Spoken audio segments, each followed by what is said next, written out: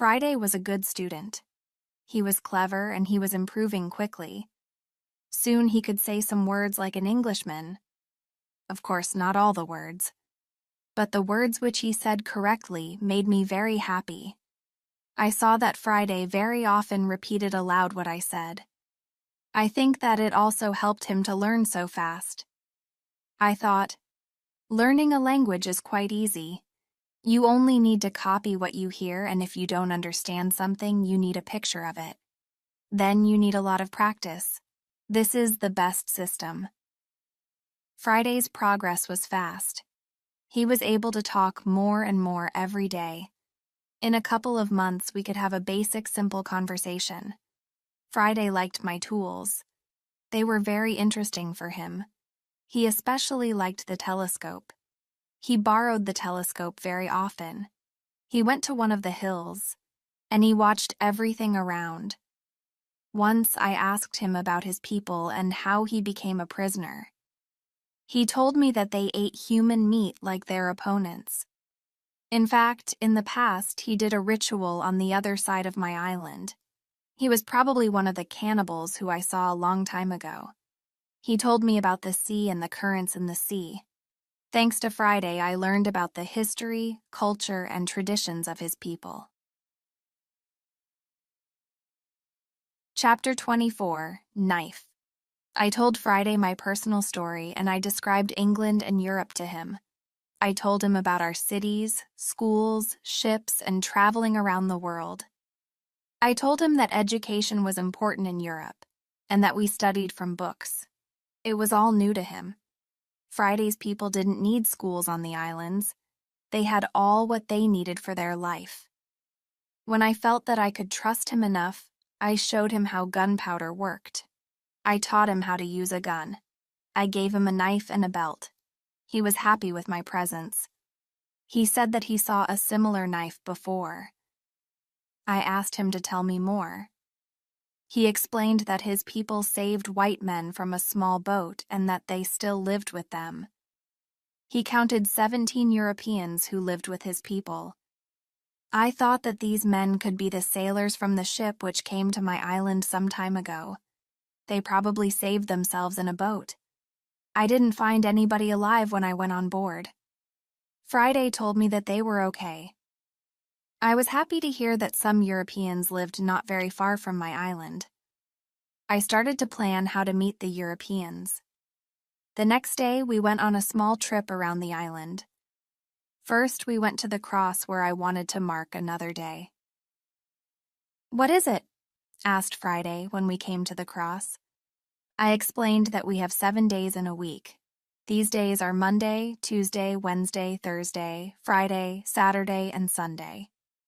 Saturday and Sunday are also called weekend. When Friday heard the word Friday, he laughed. I explained to him that I saved him on Friday. That's why I called him Friday. Now he fully understood the meaning of his name. During the walk, Friday told me, "If we built a canoe and go to my island, I will tell my people how you saved my life." I took Friday to the other side of the island. I showed him my canoe there, but he said, "This canoe is too small for the 2 people. We have to make a bigger canoe." So we started making a bigger canoe. We had to cut a big tree, and I showed him how to cut the inside and form a canoe. It took us a month to do this and 2 days to move it to the beach. The canoe was ready, and we were ready too. The day before we wanted to go, Friday went to the beach.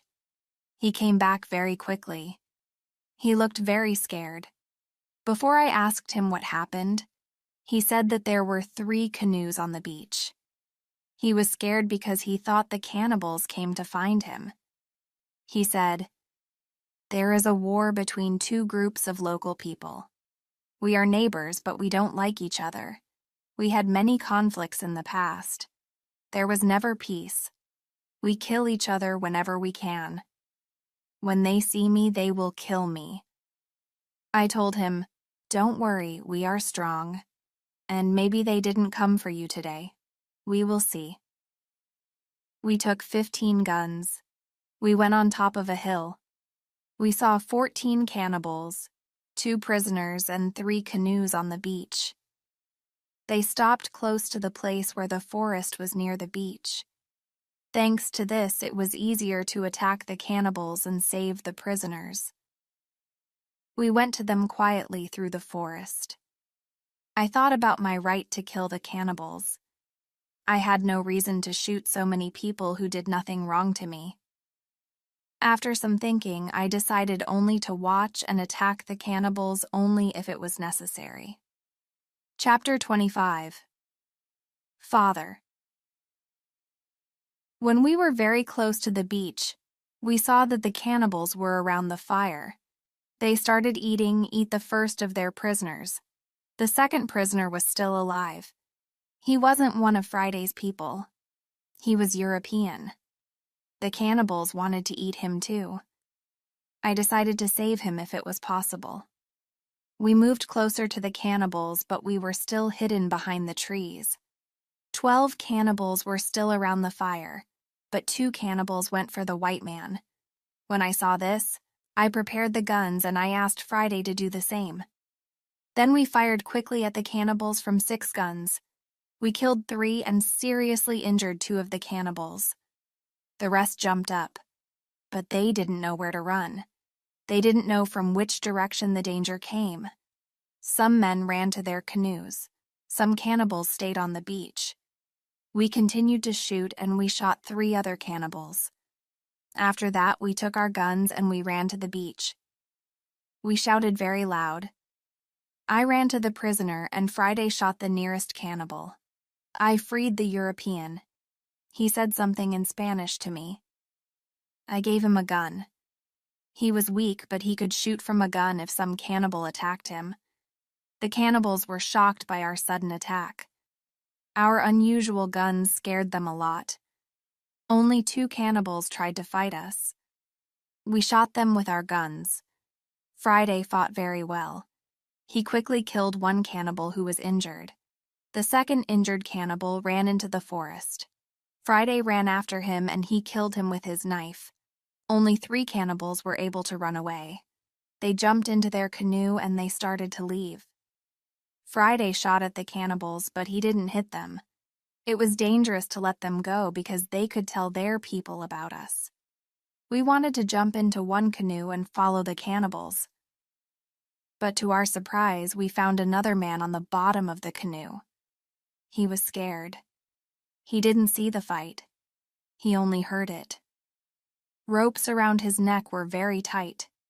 He was in great pain and it was difficult for him to breathe. I quickly cut the ropes. When Friday saw him, he started crying. Then he laughed and he hugged the man. Then he jumped and began dancing around him.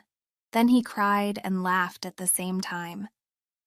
When the strongest emotions were gone, Friday told me that the prisoner was his father. I felt tears in my eyes when I saw the son's love for his father. This happy incident delayed us and the cannibals were already gone. Friday massaged his father's hands and feet to bring more blood to them. Soon his father felt much better. When they talked, Friday suddenly jumped up and ran to the forest as fast as he could. When he came back, he had a bottle full of fresh water. He gave the water to his father, who was extremely thirsty. After he drank, I asked Friday to give the rest of the water to the Spanish. He needed water very much too. The Spanish thanked me a lot. He couldn't walk. He was very weak. I asked Friday to massage his feet too. It helped him. Then I asked the Spanish to go with Friday's help to the canoe.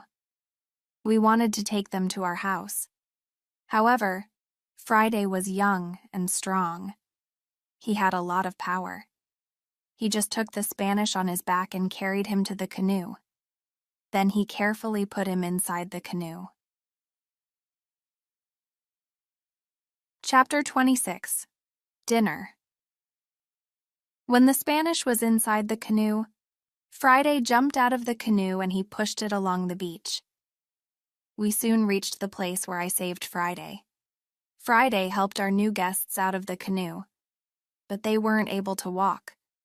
We had to carry our guests to our home. We had another problem when we reached our house. Friday's father and the Spanish couldn't go over the fence. I thought about the solution.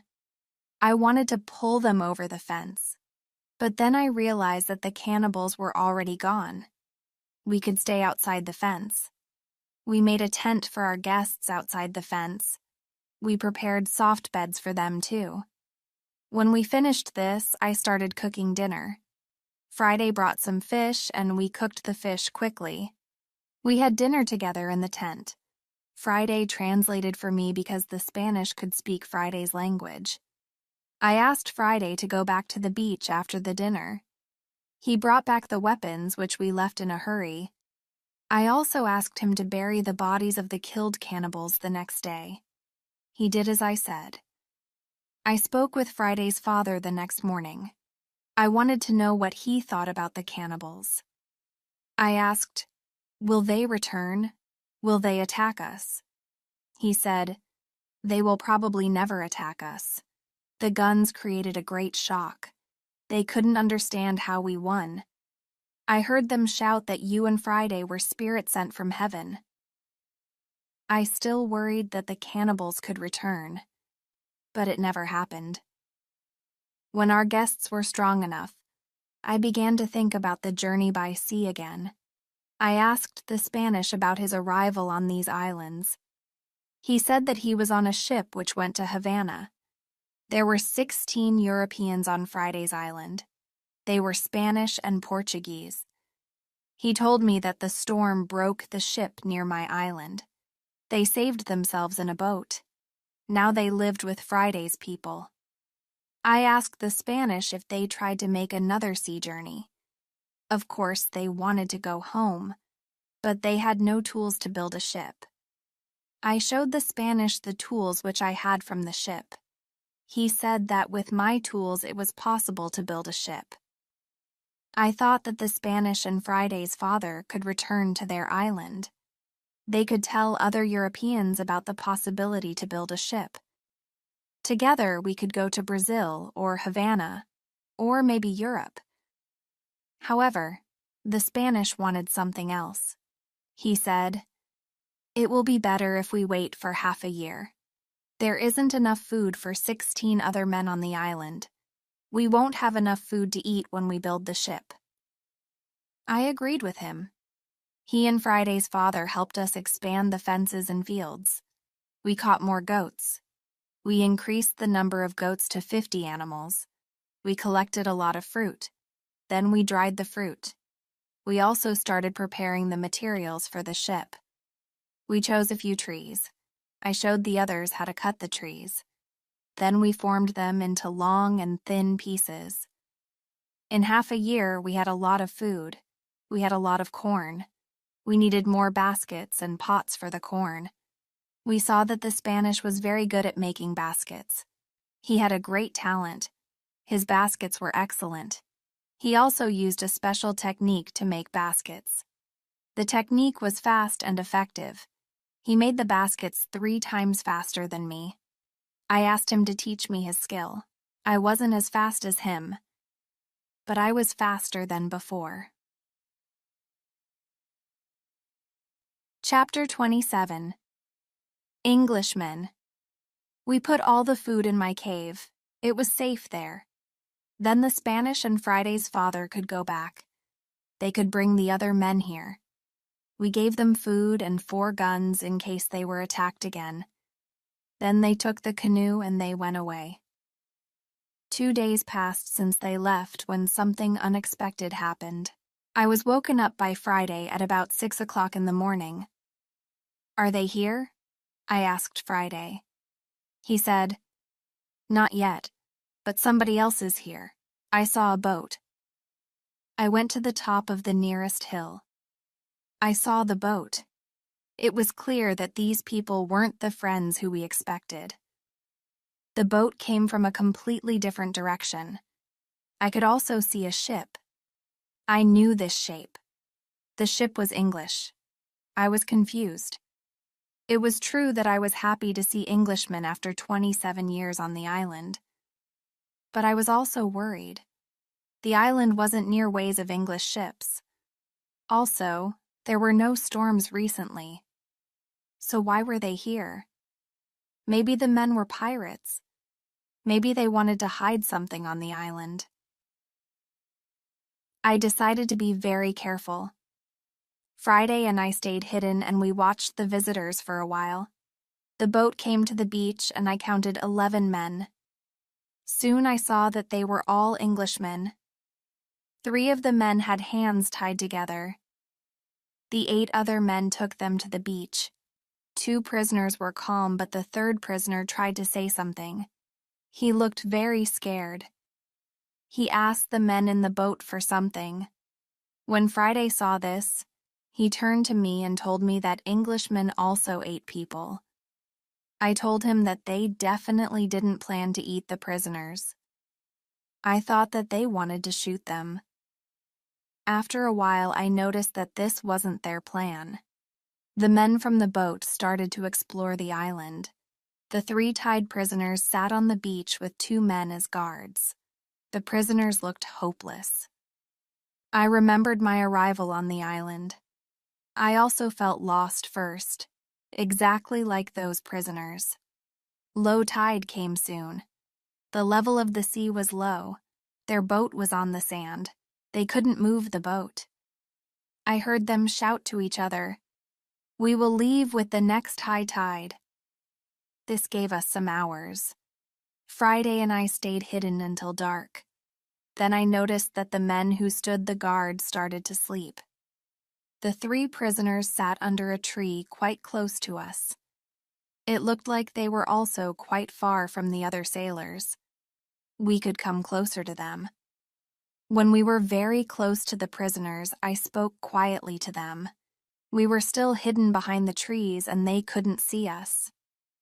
When they heard my voice, they couldn't believe that somebody spoke English to them from the dark forest. "What was that?" asked one of the men. "I heard something. I heard a tree speak," answered the other. "But it's impossible. A tree can't speak English." "Yes, you heard something, but it's not a tree," I said quietly. "My name is Robinson Crusoe. I'm an Englishman. I live on this island. I will help you if you tell me who you are." After the first shocking moment, one man answered my question.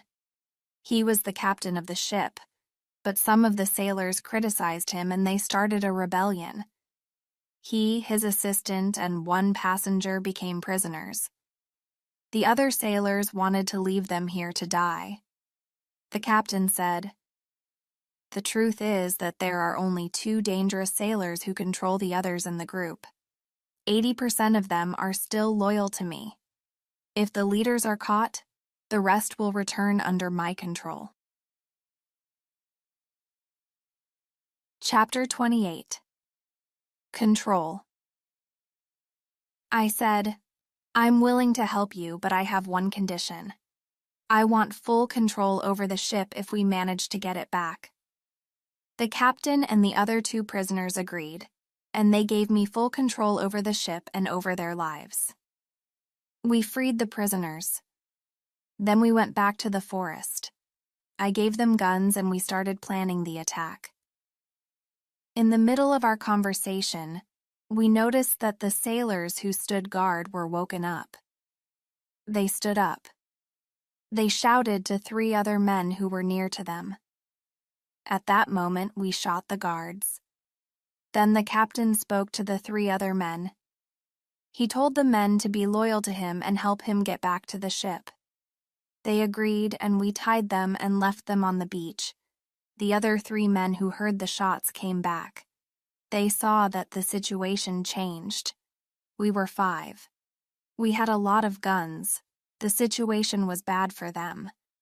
They also agreed to be loyal to the captain. We tied these men too. We hid our 6 prisoners in the forest. Then I and the captain had finally time to talk to each other. I told him my story and he was shocked. He also thanked me a lot for my help. He and his 2 friends were hungry, so we went to my house. I showed them what I built during my years on the island. They were surprised by all things which I had. However, we didn't have much time to explore my home. We had to plan how to get back the ship. There were 16 people on board and we were only 5. First, we decided to take everything out of the boat. We thought that the sailors could send another boat to the island if the men from the first boat didn't come back with the next high tide. In the morning, we heard the ship fire a gun as a signal for the boat to return. After a while, the ship fired a few times again. There was no response. Then we noticed that the sailors took another boat and went to the beach. We saw 8 men, and they all had guns. The captain told me that 6 of the men were still loyal to him, but there was also the man who started the rebellion. The captain thought that it was difficult to beat them, but I told him that we had a good chance to win. But we had to act quickly. The captain trusted 2 of our prisoners. They promised to fight on our side. We gave them weapons. We were prepared with 7 men ready to fight. We waited for the arrival of the boat. When the boat reached the beach, the men jumped out of the boat. They pulled the boat on the beach. Then they ran to the other boat. They were surprised when they saw the boat empty. They tried to call their friends. They shouted. Then they shot in the air, but it was all useless. Nobody shouted back. The sailors were confused. They didn't understand the situation. They started putting the boat into the water again. It looked like they wanted to go back to the ship to inform the others that there was a problem. When the captain saw this, he was afraid that they could go back to the ship and leave the island forever. Fortunately, in a few seconds, the sailors changed their plan. Now they left 3 men in the boat. The other 5 men went to the forest to look for their friends. Chapter 29.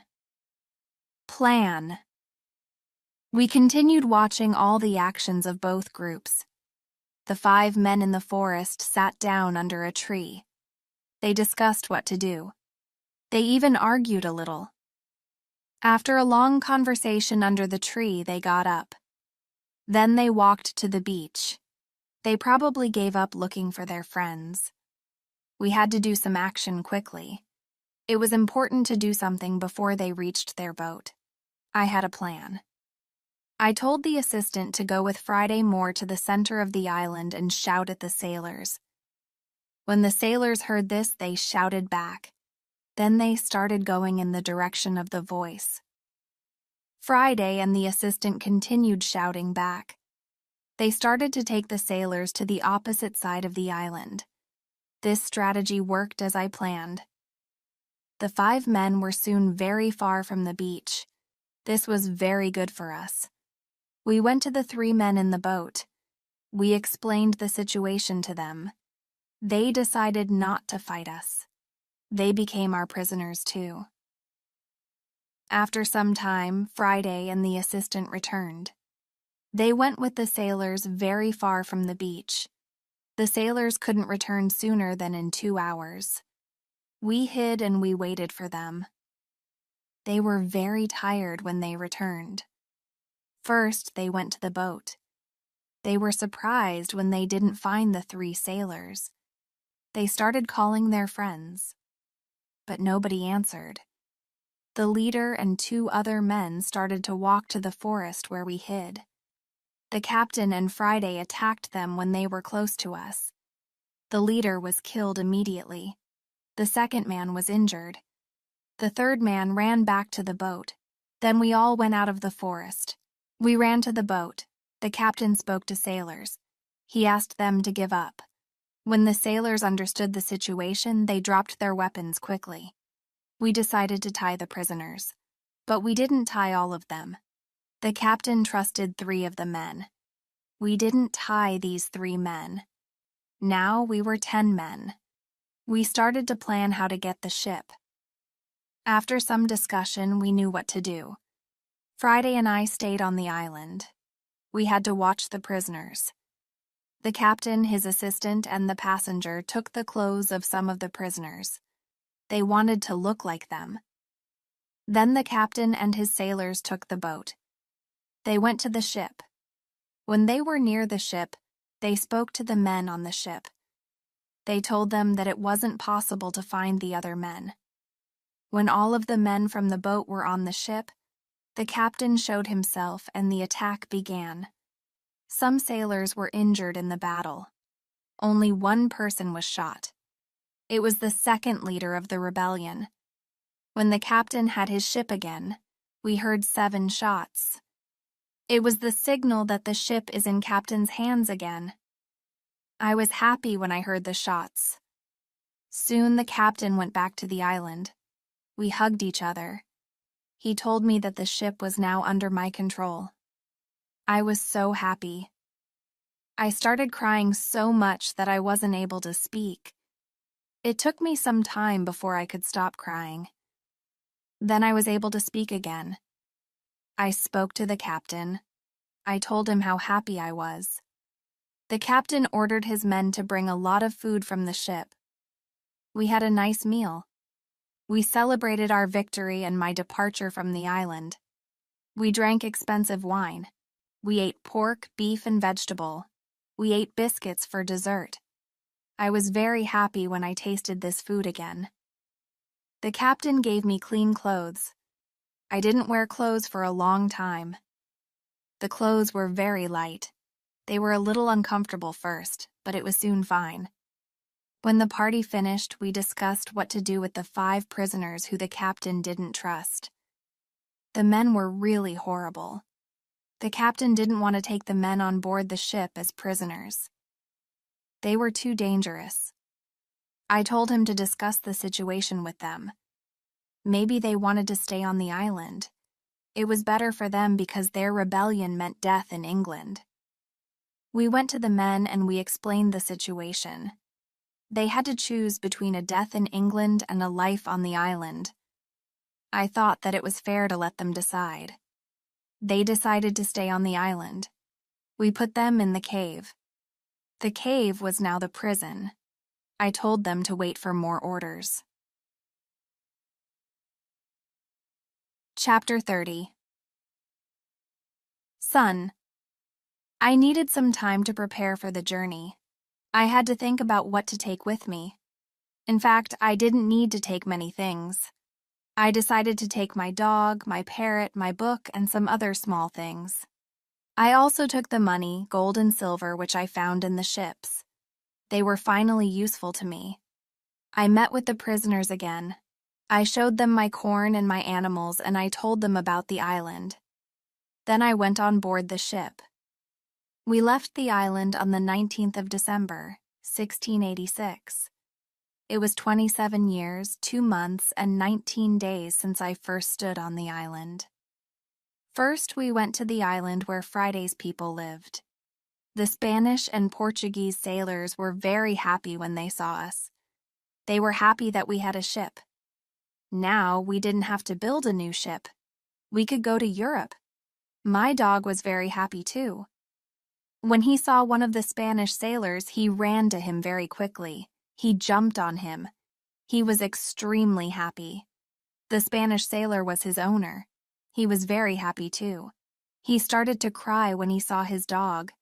It was a very emotional meeting. The sailors started to prepare for our journey across the ocean. Friday had to make a decision. He could stay with his people, or he could go to Europe with me. He needed some time to think about it. We stayed on the island one night. In the morning, I asked Friday if he made a decision. He told me that he wanted to go with me to Europe. He prepared everything for the journey.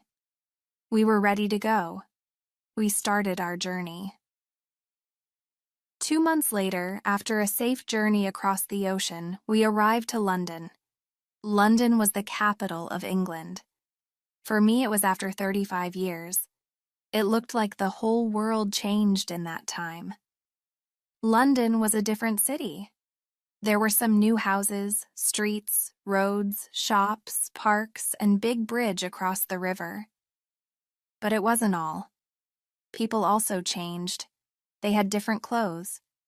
Women had different hairstyle. Men had different hats and new types of guns. People used new tools which I didn't see before. They had new names for these tools. It was all very interesting.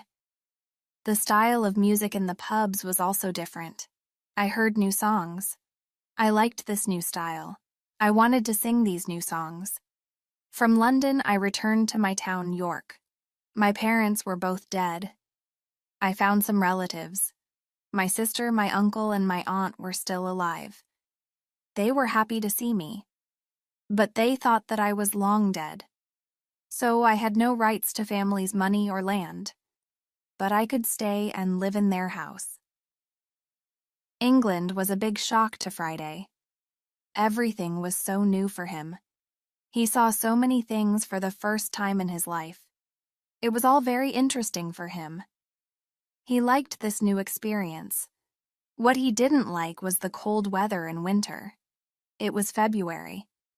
Snow, ice, freezing weren't good for him. It wasn't logical to him why we lived in such conditions. I told him that in summer the weather is much better. I sent a letter to Brazil. I still knew the address very well. I wanted to contact people in Brazil. I wanted to know if my wife was still alive. I wanted to know if my plantation still existed. But I didn't know what to expect. The connection was broken many years ago. In May, I got a letter and some packets from my wife. She wrote that she was waiting for 10 years. Then she stopped believing that I was alive. She married again and she had a family. But her new husband died 2 years ago. I also got a letter from my wife's father. He took care of my plantation. In his letter, he wrote detailed calculations of the expenses and profit from the plantation during all these years. They both sent me many nice presents. They sent some nice skins and a little box full of gold. They also sent me some boxes of sugar to sell. My wife had also a big surprise for me. She wrote that I had a son. It was great news. He was born 8 months after I left Brazil. He was now a big man and he wanted to meet me. So many things happened to me in a short time. It was shocking. I wanted to cry. Then I wanted to laugh. All the emotions were too much for me. I wasn't able to be calm. I stood up. I sat down. I stood up again. I walked around the room. I laughed. Then I cried again. When I was calm a little, I started to think about what to do. Chapter 31, Brazil. I thought about moving back to Brazil. I wanted to see my son, my wife, and my plantation. After some longer thinking, I decided to go to Brazil, but only for a visit. I wanted to see if I could live there again. I wrote to my wife. I asked her if it was okay to visit them for some days. With the letter, I sent nice presents to her and her father's family. Then I got a letter from my wife. She wrote that I was welcome to visit them. Her invitation made me happy. I started to plan another journey by sea. I bought nice presents for them. 2 weeks later, I was ready to go. When we arrived to Brazil, I met with my wife and my son. She changed a lot, but she was still very beautiful. My son was a big man now. He was very intelligent. He had his own family, too. He had also big responsibility. He managed plantations of all the family. He was responsible for a big land.